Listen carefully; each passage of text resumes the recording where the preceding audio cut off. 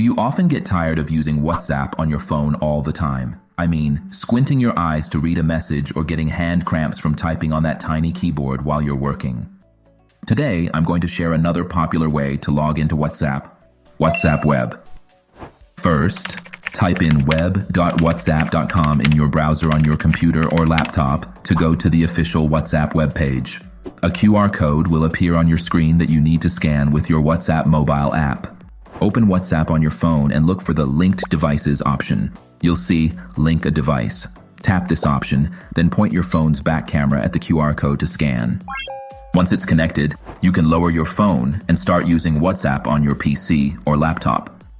If you need to log into multiple WhatsApp accounts on your computer, simply open AdsPower, click New Profile, and customize settings like user agent, browser type, cookies, and more for each WhatsApp account.